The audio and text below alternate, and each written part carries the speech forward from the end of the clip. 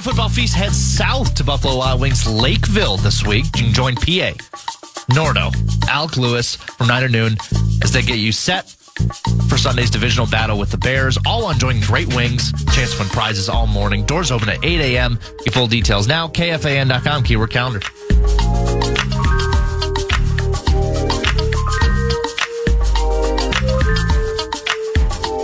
Hey, it's Ben Goessling, beloved scribe, covers the Minnesota Vikings for the Star Tribune. StarTribune.com is a podcasting whiz with Access Vikings. And don't forget the newsletter at Ben Goessling via Twitter, via X, is where you can learn more about that. And this is courtesy of Standard Heating and Air and StandardHeating.com. Always great to have Mr. Ben Goessling with us on Tuesdays here at Twin Cities Orthopedics Performance Center. Yesterday, when 9 to noon was laying out what we perceive to be A, B, C, D, E topics, like 1, 2, 3, 4, 5. Yeah. A lot of minutia to discuss, but the A topic for 9 to noon was win or lose. The raising of this quarterback is the A topic for the organization. Yes. That in the estimation of 9 to noon, and it sounds like you. I would agree with that. So yes. Then we went through some names, and I got to eventually, who's the greatest quarterback in the history of the Minnesota Vikings? Fran Tarkenton. Okay. He went to the Hall of Fame, right? He did. And he also hosted Saturday Night Live several times and worked Monday Night Football, like pretty popular, right? Yeah, yes. In his first 4 starts, 1 touchdown, 6 interceptions. He completed 50% of his passes. This thing ain't easy. Yeah. As McCarthy knows, O'Connell knows, the fan base is learning.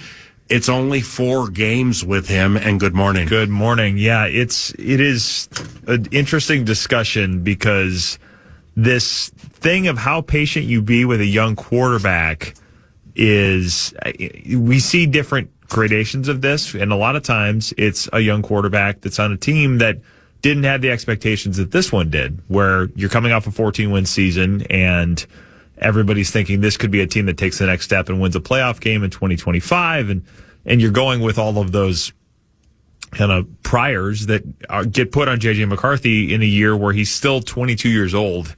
He is, I think, if he finishes the season, if he starts every game the rest of the season, he'll be like the 10th or 11th quarterback in this century to start 12 games before his 23rd birthday. He doesn't turn 23 until January. So he is still very, very, very young. But the thing that makes it tricky is this is not a team that was built to say, okay, let's, take the patient path with a young quarterback. So it's this balance of, yes, he is going to have to develop. I mean, I was looking up things yesterday.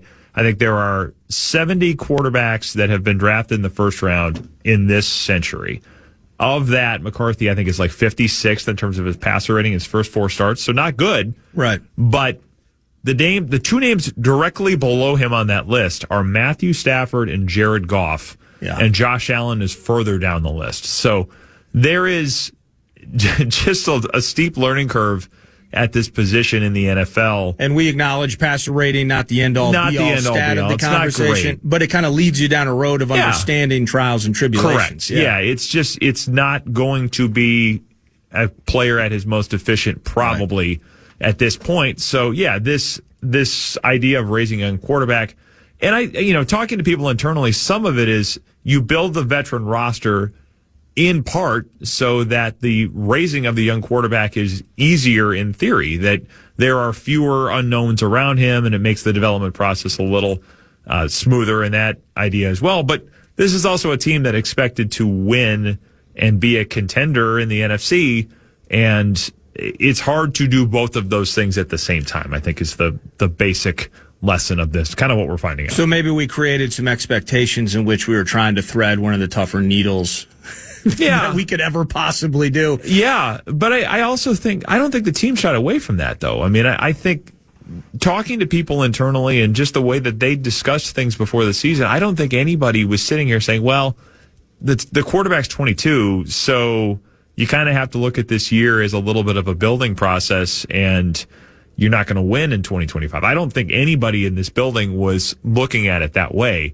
The question, I suppose, becomes how realistic was that? And maybe that was a little bit of a moonshot. So maybe that's where you find things to be. And, maybe he starts to figure things out in the second half of the season and you see progress and they start to win games as a result of that. But right. I think what we're seeing early is, in the first four, now you have Patrick Mahomes at the top of that list. Patrick Mahomes is a fantastic unicorn right away. Yeah, he's a unicorn. He's not somebody that you're going to say, oh, well, why aren't you up to that standard? Like, very few people who have ever played this position are up to any of the standards that Patrick Mahomes has ever hit in his career. So, yes, he's a unicorn, and you have names lower on that list that include some of the best quarterbacks in the NFL, including one that won a Super Bowl with Kevin O'Connell 4 years ago in Los Angeles. So it is a tough thing to learn on the fly, and I think we are seeing that in real time in a lot of ways. So let me ask you this, because I'm, first of all, 1,000% in on the patience thing. Yeah. And I've just learned now over the last really 2 months I had to recalibrate my expectations for what this team can ultimately do in 2025. The injuries are a part of it, but really the QB is a big part of it too. And frankly, defensively, all the takeaways have gone away. Yeah. You just think about complimentary football. But the instant pushback that you'll get, whether you write about these other individuals' passer ratings and records and such early on, is that they're all going to say Matthew Stafford was a top pick for a hideous Lions team. Yep. Jared Goff, top pick, hideous Rams team. Right. And you can go down that road. The Bills had really been trying to build something a little better defensively. I think they were a 6-win team his rookie year. So not bottom of the barrel. Wasn't until year 3, actually, before Josh Allen truly lifted off. Right. But that instant is, okay, well, we won 14 games last year, and we have Justin Jefferson. You cannot ever compare those two in their development paths simply because we have number 18. And that, I've kind of had a hard time putting the words together. Anyone who listens to 9 to Noon, sometimes I just in general, I guess, have trouble putting words together. But to that argument, the idea that J.J. McCarthy's development simply is either a shorter arc to the finish line or an easier path to the finish line simply because he has these weapons. Yeah. I'm having a hard time putting the words together to it. I just don't buy that J.J. McCarthy, simply by nature of what's around him, that he magically sees the field better than the average 22-year-old, that he's instantly going to get it more quickly than other young QBs ever did, just because there happen to be more resources around him. Well, I think a couple of things come to mind there. The first one, I guess, is when they picked J.J. McCarthy, they were not a 14-win team. They were a team coming off a 7-10 season that had lost Kirk Cousins for most of that year. And they go 14-3 in part because Sam Darnold has a great year. And I'm not saying that means, the expectations shouldn't be high in 25. But like I've said, the team was leaning into the high expectations. The team set the bar. Correct. Yeah. But it is just kind of this quirky thing because nobody last year was saying, this is a 14-win team. They surprised everybody to do that. And then you kind of become, it's the old Bud Grant thing, the old, that he, I think, told Kevin O'Connell right away that the joke was, hey, don't win too fast. You set the expectations high, and then it's hard to, start with the bar a little lower, and then they love you going forward. Obviously, that's been kind of a back and forth for Kevin O'Connell. He wins 13 his first year, and then they slide back, and then it's 14, and then this year they've already lost more games than they did last year. So the expectations have been a little bit kind of a la carte in some ways, I think. So that makes it tricky there. But the other piece of it that comes to mind with the Justin Jefferson thing is, yes, you have Justin Jefferson, but I think one of the things that they talk about a lot, and they've talked about with every quarterback that's been here, whether it's Kirk Cousins, Nick Mullins, the rest of the cast of thousands in 23, Sam Darnold, is you also deal with the fact that everybody plays Justin Jefferson differently than they play most receivers in the NFL in terms of the coverage that's getting floated his way. So, yes, you have him, and yes, it's sometimes just, hey, don't overcomplicate it. Throw Justin Jefferson the ball. He's better than everybody else.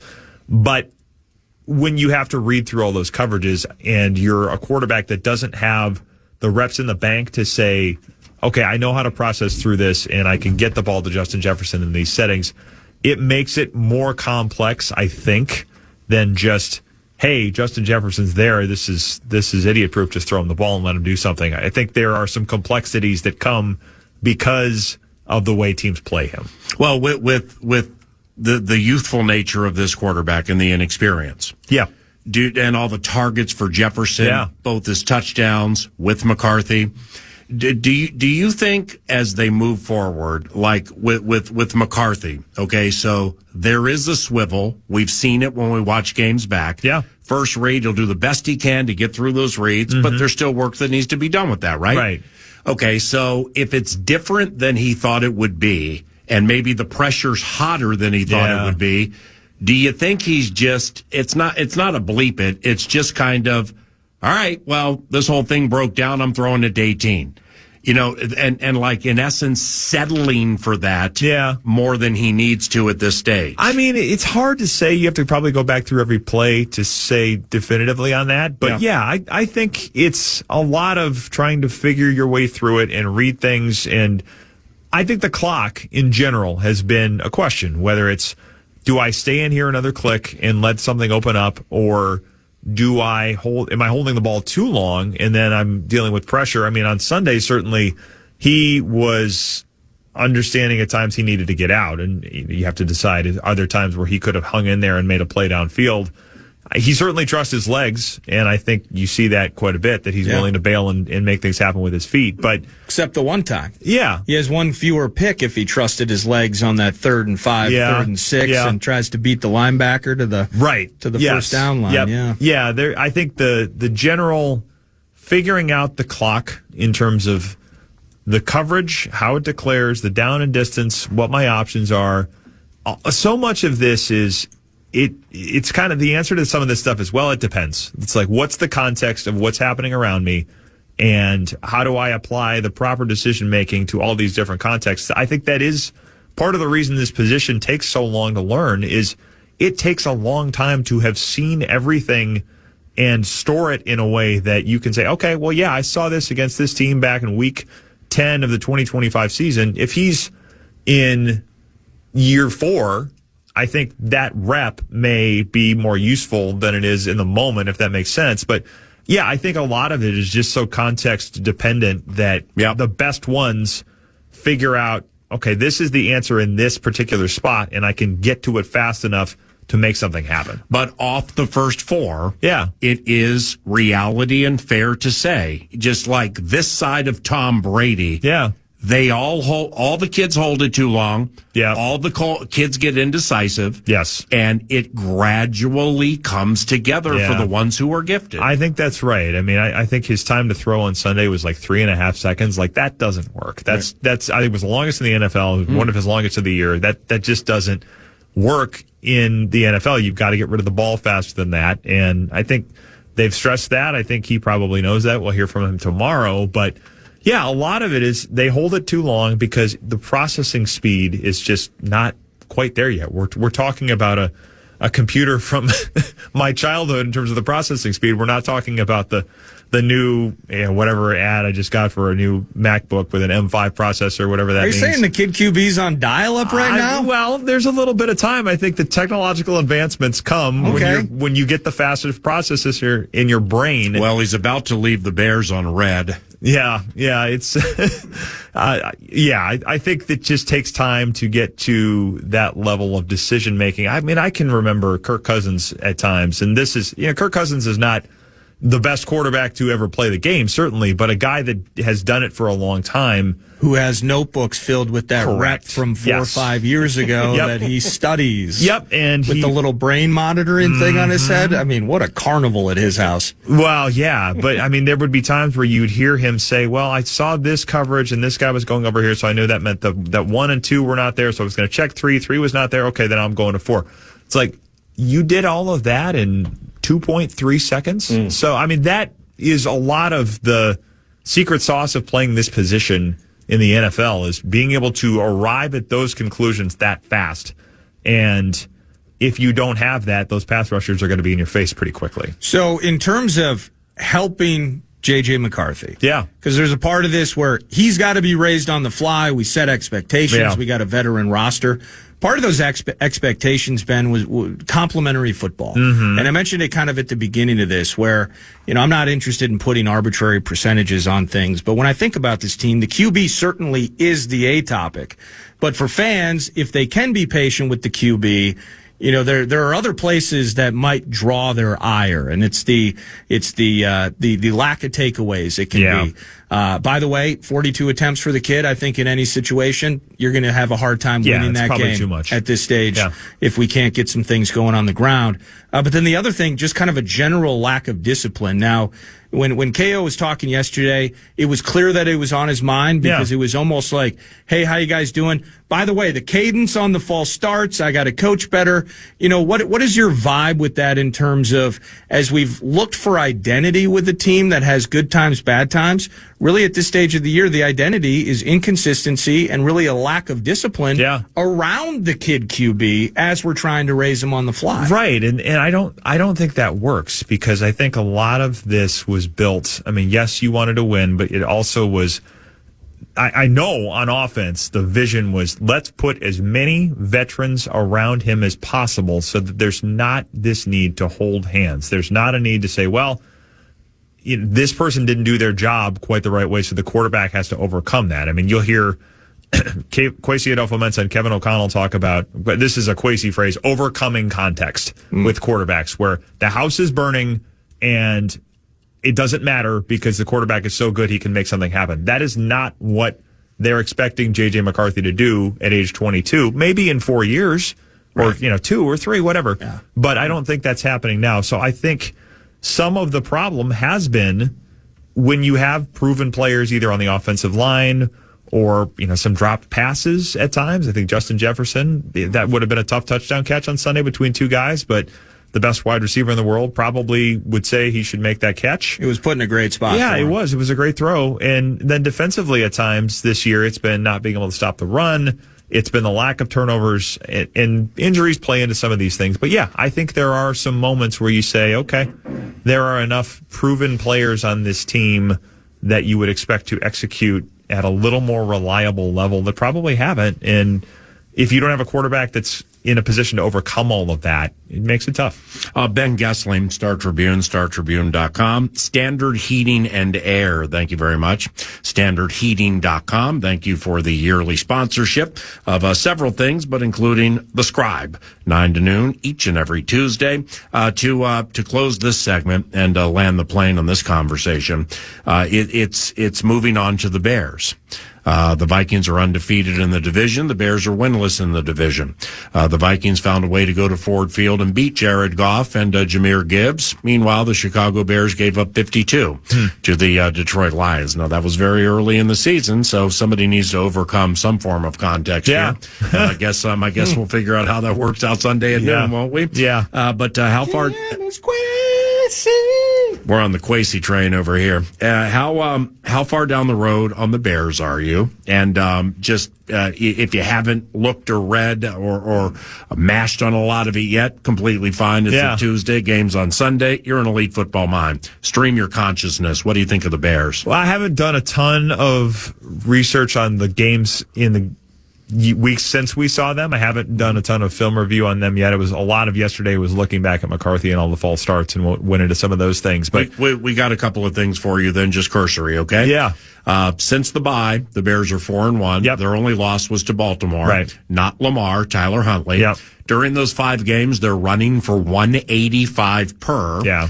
And it's clear there's a galvanizing nature to a certain extent taking place between the quarterback and the coach. Yeah. With the way I don't care if it's bad team, they found a way to outdo the context of games, whatever, however you put it earlier.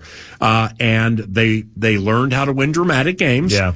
And then when it comes to the teams they've played this year, Nordo has what was that with the Bears? 15 what? 15-41-1 is the collective record of the 6 teams they've beaten. Bengals in that comeback, the Giants last week when Jackson Dart gets hurt. So I mean that's the quick fire, quick twitch context with this 6-3 team. DJ Moore has caught a touchdown, run for a touchdown, and thrown a touchdown.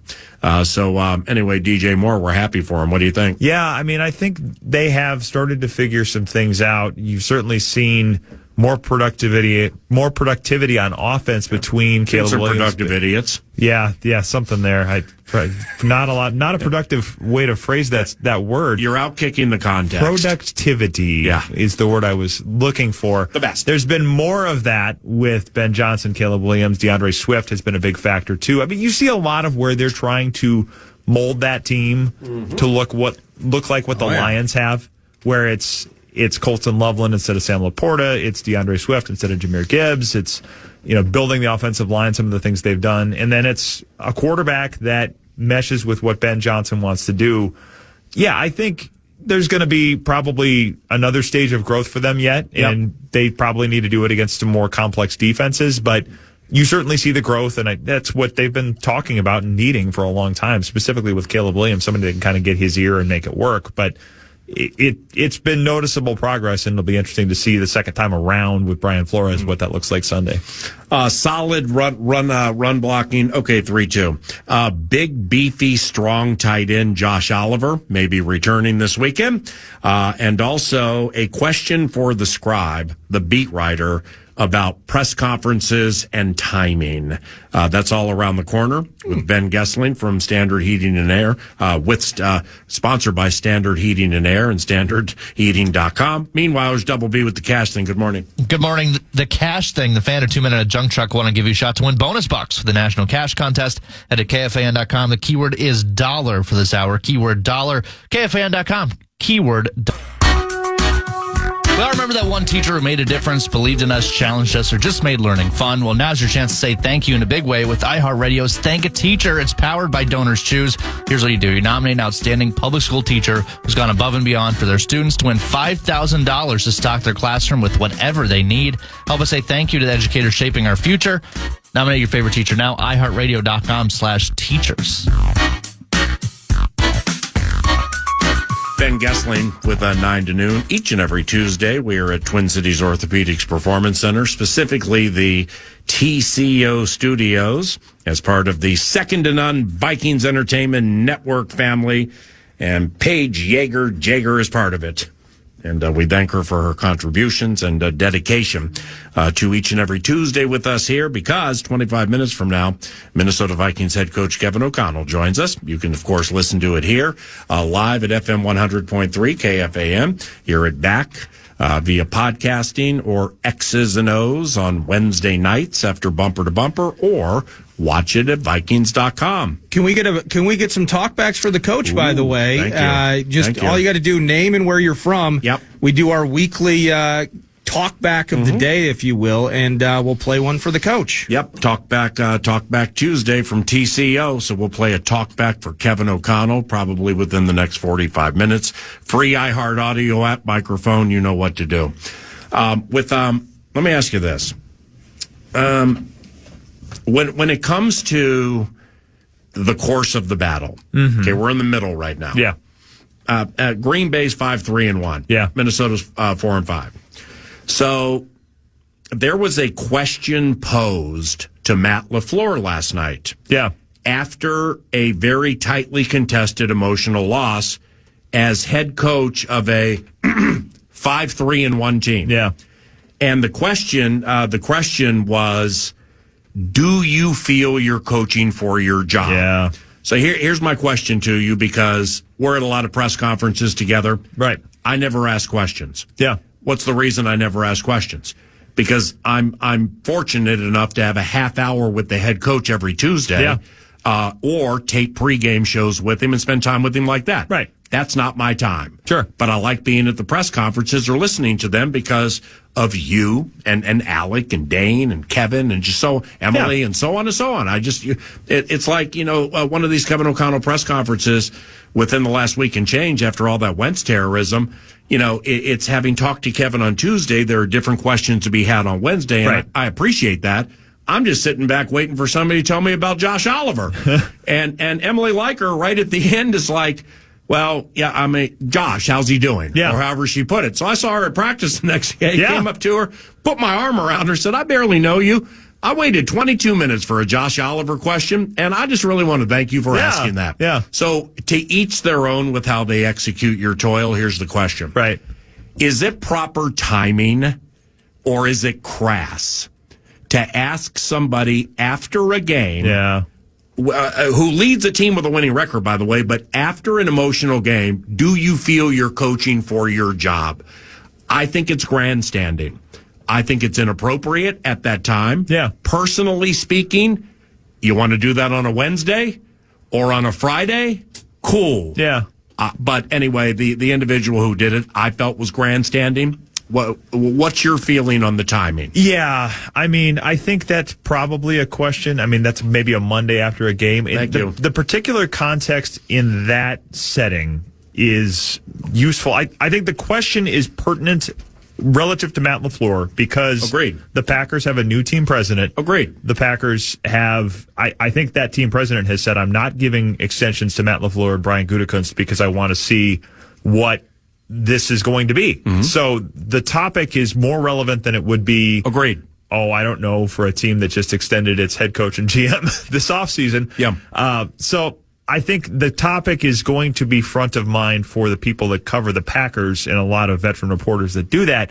But yeah, there is that question of when do you ask it? I don't know that that's one I would have gone with right after a game. After a game. It's emotional. I mean, everybody's kind of reacting with their first thoughts, and they haven't had time to sit down and process and decompress in that setting. I think that's probably something I would have done on a Monday, but, it's... Or a Wednesday or a Friday. Yeah, sure. Probably a Monday or a Wednesday because Friday's generally all about the next one. Right. Sunday is all about the one that just happened.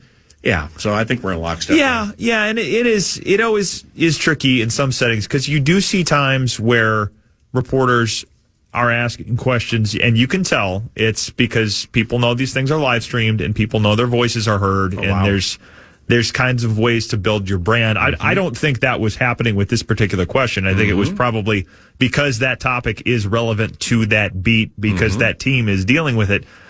So we can decide whether Sunday, Monday, Wednesday, Friday is the best time to do it. But you do see times where that happens in a general sense with people asking questions that way. I think that I'm not a big fan of that. In general, when you see that happening, and again, I think this question probably is from a news gathering perspective. It's just, when should it happen? The grandstanding stuff, when I do see it, I'm kind of like, okay, I don't know that I need this. Well, I mean, you would typically, and let's say the guy who asked the question is writing an article about it, just new regime and such, and so head coach, GM, it's not free money anymore. Now it's like looking towards the future. Yeah. Maybe there's some if not now, when type of conversations with the team. So if you're writing an article about that, you would probably maybe even plan the release of that article so that you didn't have to ask that question after a difficult emotional loss, so you could get coach quotes in context, maybe on a Tuesday morning after a Monday night game, etc. So you have some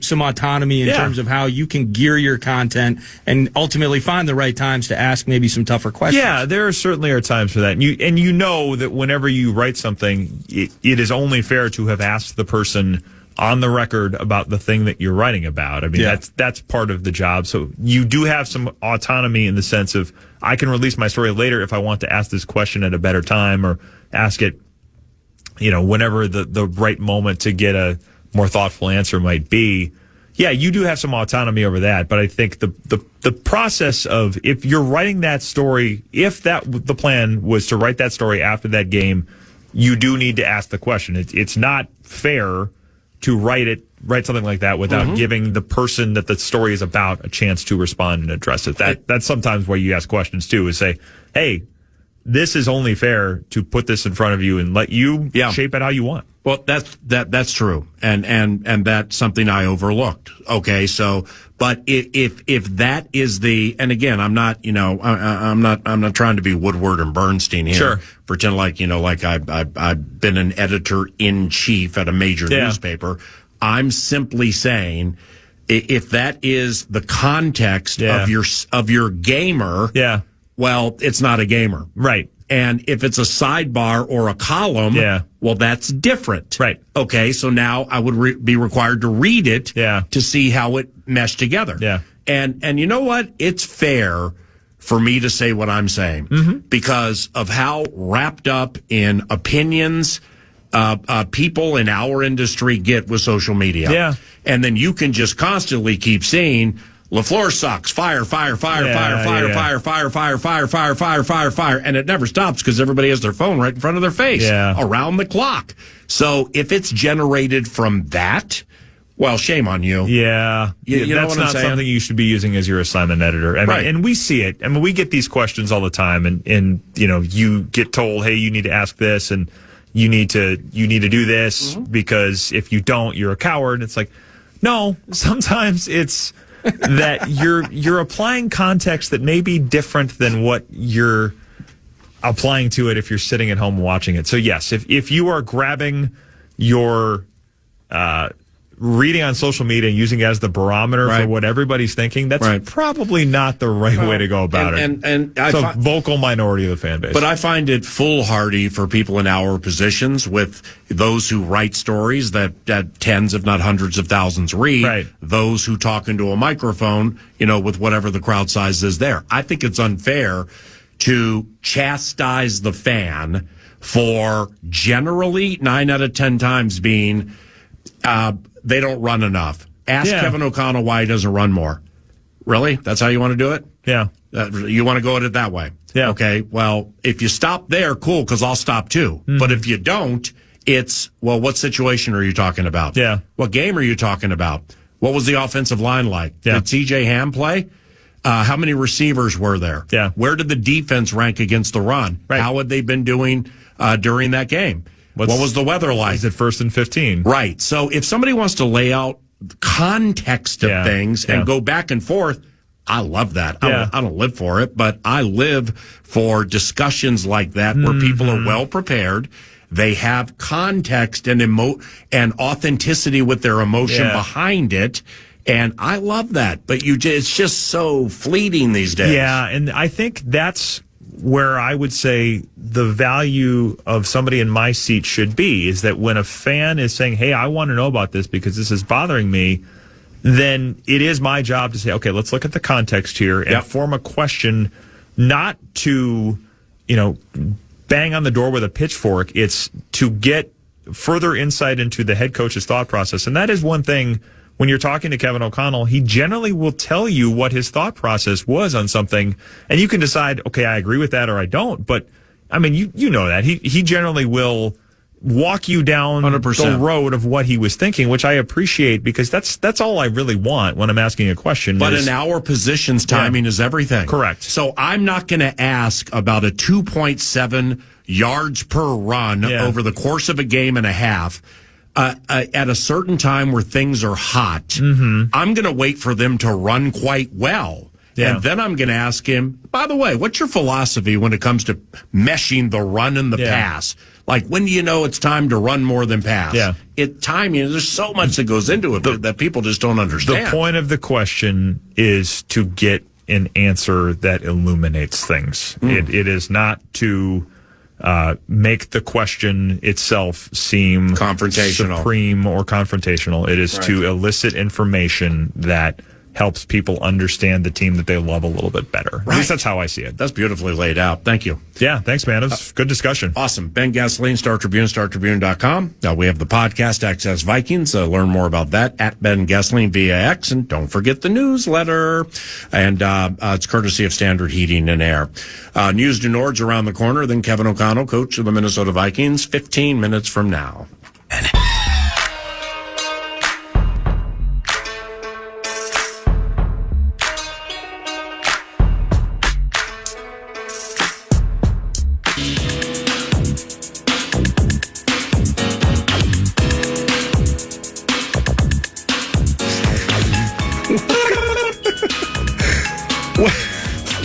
Welcome back. It's 9 to noon, and it's News du Nord. And it's brought to you by The Casino at Canterbury Park, which you've heard about the pro football pick'em bit, which is sweet. It's on Thursdays, and you'll hear about it on Thursday. But how about this?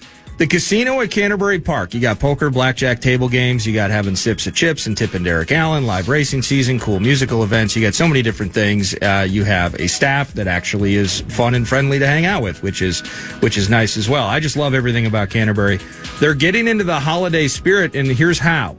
Starting Black Friday weekend, they're giving away $10,000 in cash and prizes. You play your table games from noon to 8 p.m. for your chance to win. That's Black Friday weekend starting the 28th, 29th, and 30th. But they also have a new trackside Christmas tree lot. You can pick out your favorite tree. You sip on some free hot cocoa, write a letter to Santa. Mm-hmm. Yeah, so you got the 10K giveaway bit Black Friday weekend at Canterbury. But then they also have a tree lot. Go pick up your trees. That starts at 9 a.m. on Black Friday. Oh, that starts then? Yeah, they have everything at Canterbury Park. Guess where Ava, Stella, and the most beautiful laughing, crying baby are going to be the week after Black Friday? Yeah. CBY to get 3 trees. Are you seriously though? I go to this. Crying, there's a tree farm. I'm not going to mention it. It's Southwest Metro, that I've been going to for years, and it's kind of a fun tradition. Yeah. The girls and I go, awesome. and then I get a handsaw. Oh. And you go and pick out terrific. A tree. Yeah. It's awesome. Yeah. Except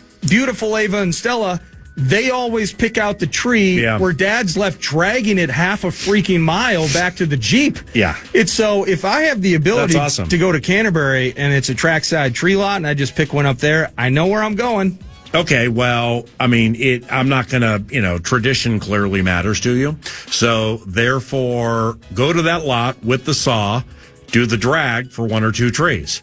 But since you have 4 trees in your house, what do you want to do? Do you want to attack a day with a saw or a $500 voucher?